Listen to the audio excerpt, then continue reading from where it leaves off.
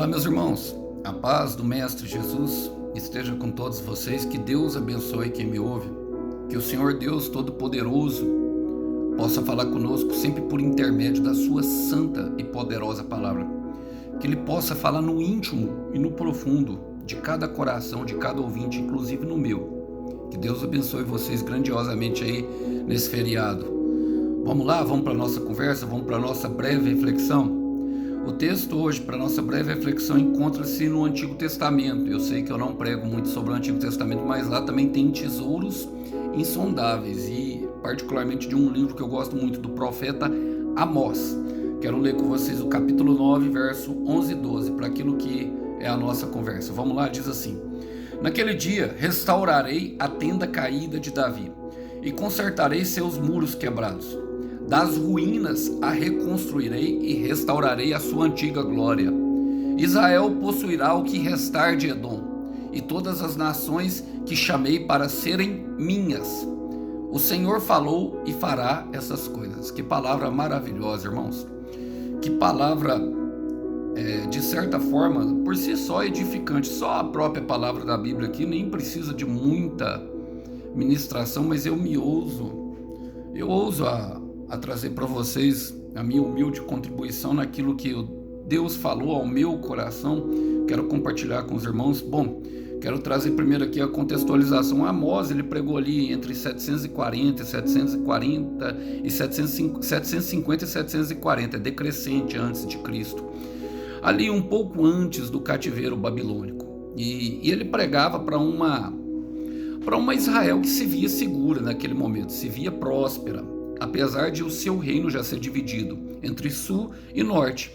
Então, como a Síria estava em briga com a Síria naquele momento ali, a Síria estava em briga ali com, justamente, eles não se viam, não viam que as profecias de Deus a respeito do cativeiro babilônico poderia acontecer, então se viam seguras de si mesma.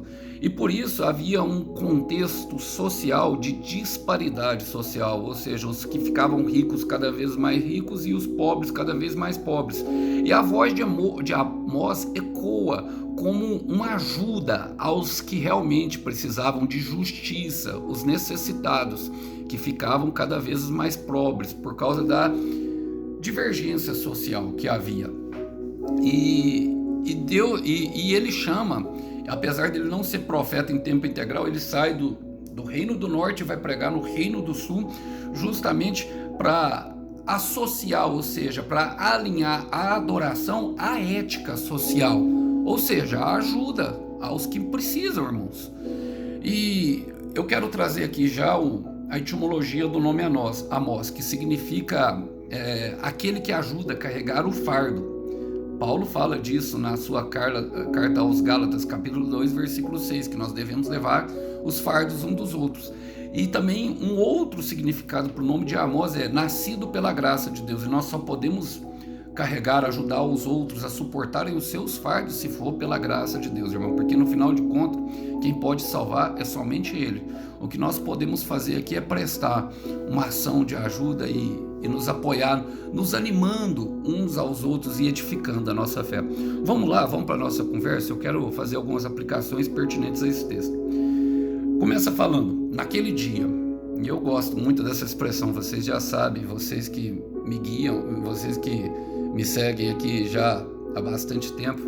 Aquele dia é quando chega o tempo de Deus para a nossa vida, irmão. É quando chega, é o dia da promessa. Inclusive, o subtítulo aqui é promessa, o Senhor restaurará Israel. É uma promessa de restauração, logo depois do julgamento que viria a se cumprir. Para toda promessa, irmão, é necessário que Deus execute um juízo. Para toda restauração e para toda restituição que Deus faz em nossa vida, é necessário que Ele execute um juízo. O juízo ele antecede. Agora, aqueles que estão em Cristo, a escrita de dívida é anulada do pecado. Senhor, purifica-nos de toda injustiça. E por isso que é importante nós nos mantermos vigilantes em oração, leitura, jejuns a favor dos santos. E aqueles que precisam ir mais profundo, eu ouso dizer, ore na madrugada, irmão. A madrugada, Deus ama aqueles que oram na madrugada. Mas Eu quero falar sobre o dia do Senhor, porque quando o tempo de Deus chega, irmão, tudo começa a dar certo. Eu quero repetir isso, porque eu creio que alguém precisa ouvir. Quando o tempo de Deus chega, tudo começa a favorecer. Até mesmo os inimigos que nos atrapalhavam antes começam a agir em nosso favor. Todas as coisas cooperam para o bem daqueles que amam a Deus. Quero ler com vocês ali um contemporâneo justamente de Amós, Sofonias. Ele diz assim, aqueles profetas do Antigo Testamento, principalmente os menores, eles gostam dessa expressão, o dia do Senhor, naquele dia. O Senhor Jesus usa muitas vezes essa expressão. E Amós 3,16 fala assim, naquele dia, o aviso que se dará a Jerusalém será: não tenha medo, ó Sião. Não fiquem fracos nem desanimados, pois o Senhor, seu Deus, está no meio de vocês. Ele é um Salvador poderoso. Ele lhes dará a vitória. Aquilo que você tanto deseja, meu irmão. Aquilo que você tanto deseja, minha irmã. Ele se alegrará em vocês com imensa alegria. Ele vai amar vocês e não os acusará. Ele se alegra em vocês com gritos de alegria. Você percebe que alegria é algo sério no céu? Eu quero repetir. Você percebe que alegria é algo sério no céu? Então eu estou pregando para pessoas que têm passado por momento de aflição. Eu estou pregando para pessoas que têm passado por momento de dor e de tristeza e não conseguem ver beleza nos seus dias, não conseguem ver belezas na alegria. Se apegue à promessa do Senhor nesse momento.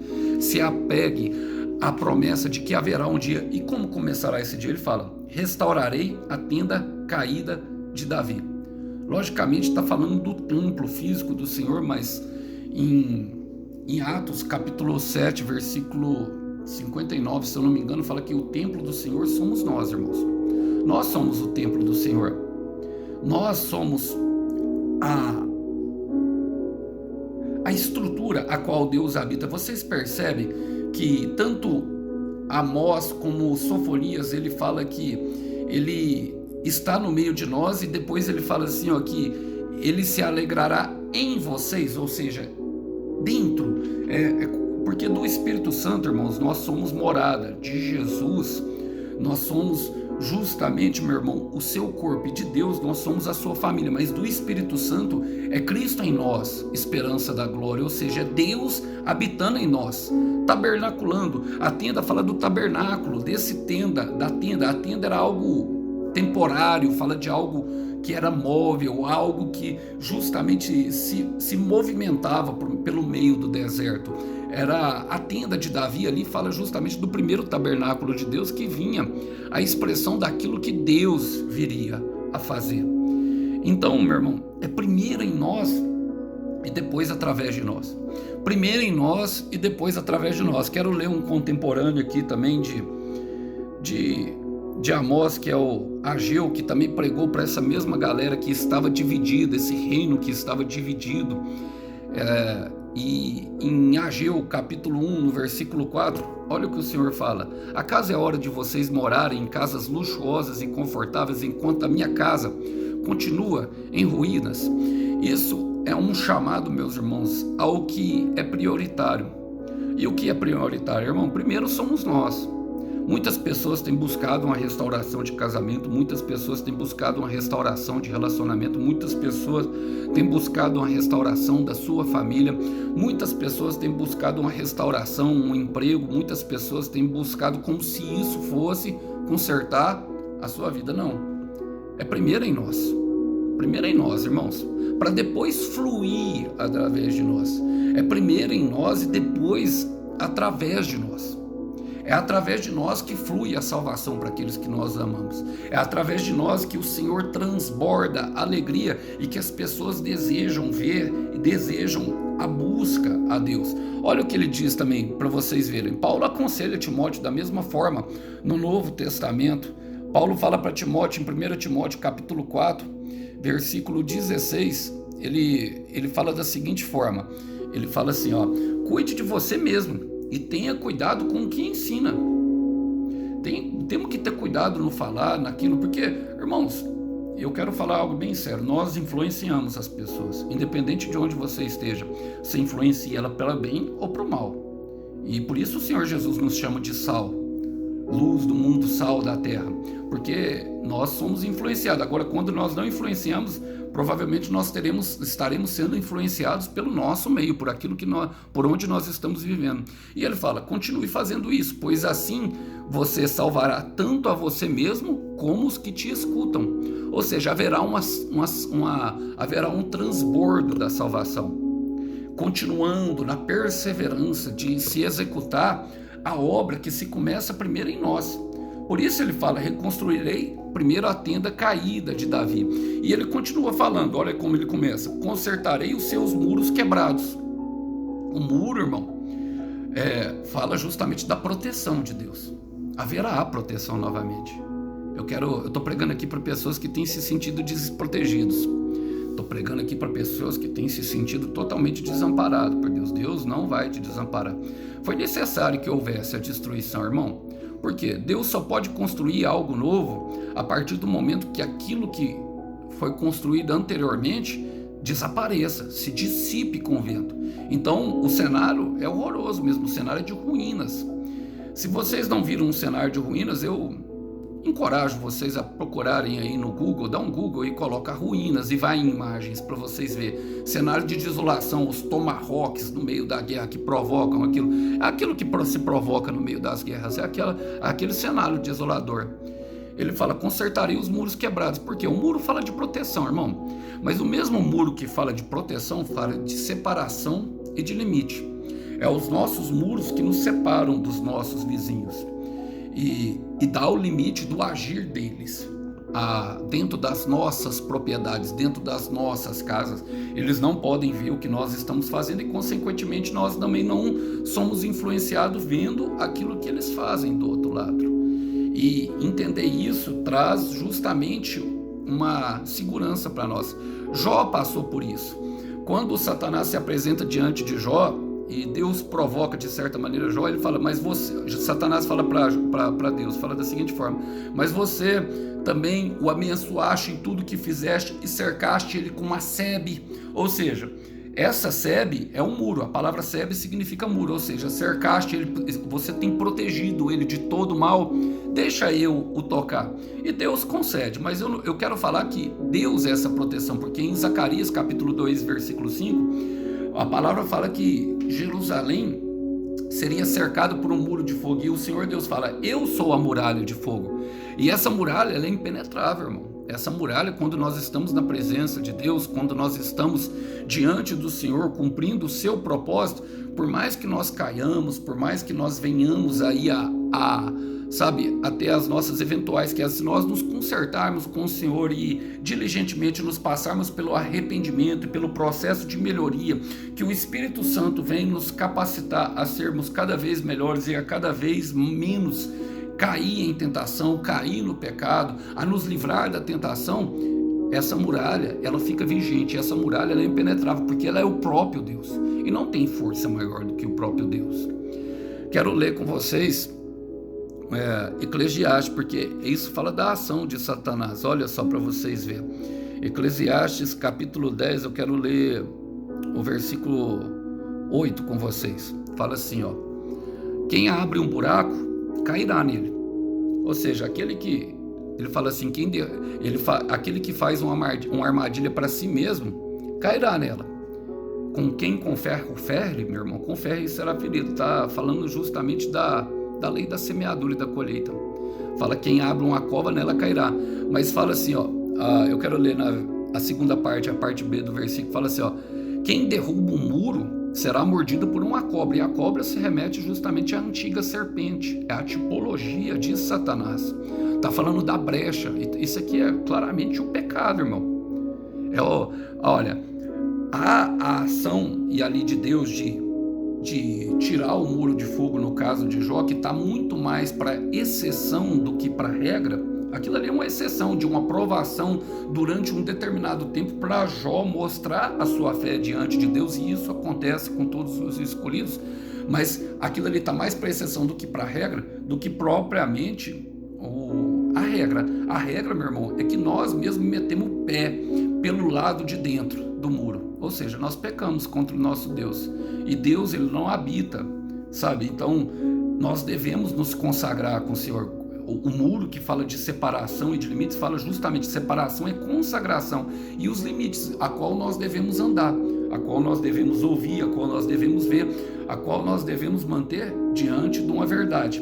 Porque diante disso, o Senhor fala: das ruínas reconstruirei e restaurarei a sua antiga glória. E eu amo essa parte, meu irmão. Por quê?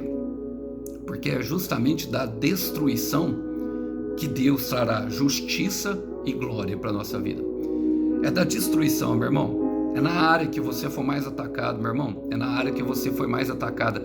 Deus faz questão de te honrar na área onde você foi humilhado, na área onde você foi envergonhado.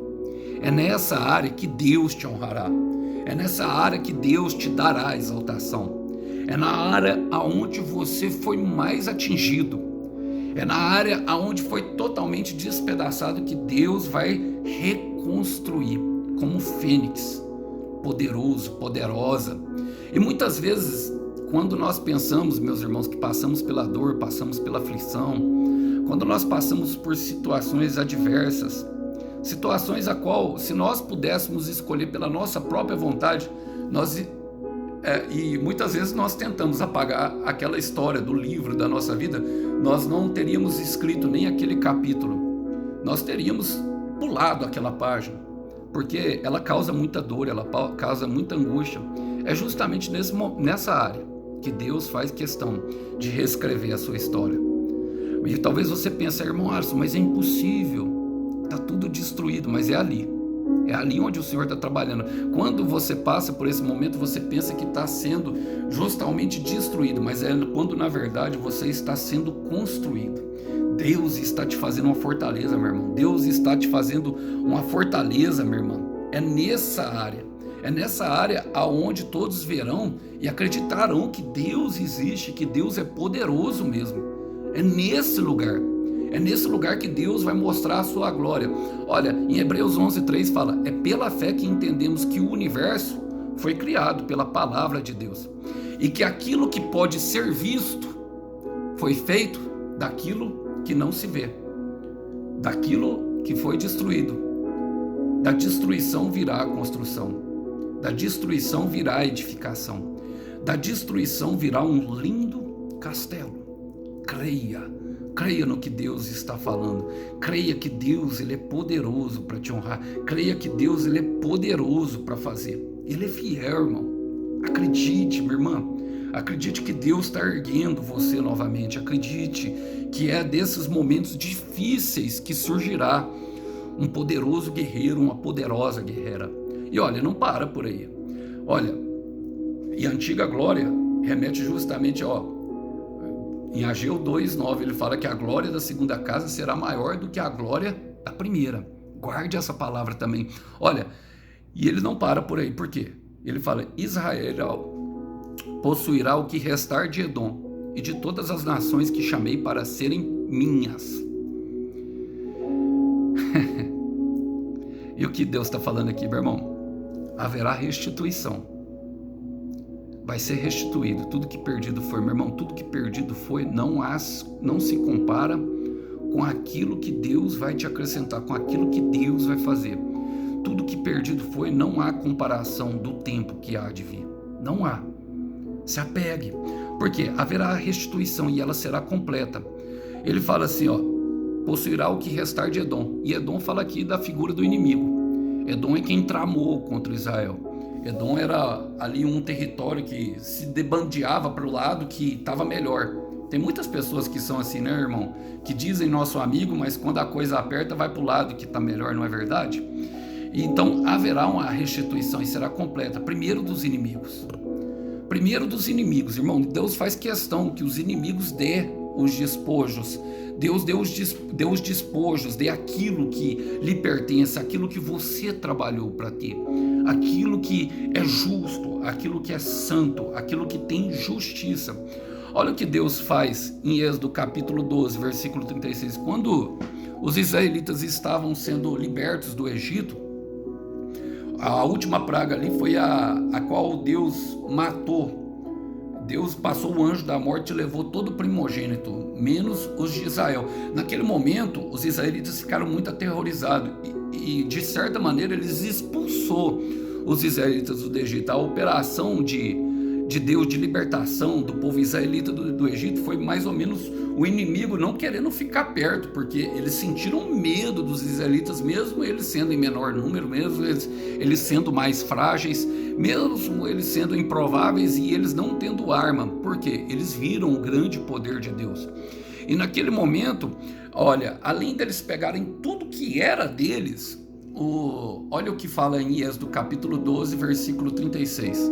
Fala assim, o Senhor Deus fez com que os egípcios dessem de boa vontade aos israelitas tudo o que eles pediam. Assim o povo de Israel tomou as riquezas que eram do Egito. Eram as riquezas dos seus inimigos, irmão. E Deus tem o poder para fazer isso. Deus, ele é poderoso. Quando a ação chegar no final e for completa, irmão. E é por isso que é importante nós perseverarmos. É por isso que é importante. Os israelitas passaram por momentos de dificuldade na libertação. Por momentos muito dolorosos, por momentos de aumento de carga, por momentos de aflição em que os sentimentos eram levados na extremidade, mas haveria ali a restituição. E até mesmo por parte dos inimigos. Então Deus vai usar o teu inimigo para te favorecer. Eu quero repetir isso porque alguém crê, para que alguém, sabe, avive a esperança e que a esperança seja viva dentro do teu coração, que a esperança seja uma esperança abençoada, que a esperança seja uma esperança bem-aventurada. Deus vai usar o inimigo para te favorecer. E não só os inimigos, ele fala de todas as nações que chamei para serem minha. E depois aqueles, meu irmão, quando os israelitas saíram do deserto ali na peregrinação, eles levaram alguns estrangeiros. Ou seja, aquilo ali já remetia justamente a nós. Isso aqui fala de nós, porque Israel é o primeiro povo de Deus e depois nós, os gentios. Depois aqueles que se unirem. E tudo isso é feito por meio do Senhor Jesus Cristo. Por meio do Senhor Jesus Cristo. Jesus Cristo é poderoso, meu irmão, para te dar honra, fama e glória. E aqui ele está falando justamente de engrandecer o nosso nome, mediante aquilo que nós vamos fazendo para o Senhor. Logicamente, o nome sobre todo nome, irmão, sempre é Jesus. Nós não propagamos a nossa glória própria, nós glorificamos o nome de Deus. Quem se glorifica a si mesmo, Deus não glorifica ele. Deus faz questão que o seu nome seja engrandecido, por quê? Porque é através do seu nome, porque é através do nome do irmão Aras, do nome de todos aqueles que exaltam a Deus, o nome dele é glorificado. Olha o que diz em Isaías, capítulo 56, versículo 5. Isso é uma promessa para mim e para vocês, irmãos. É uma promessa que está contida nas escrituras sagradas e que apoia justamente aquilo que eu estou falando para vocês agora.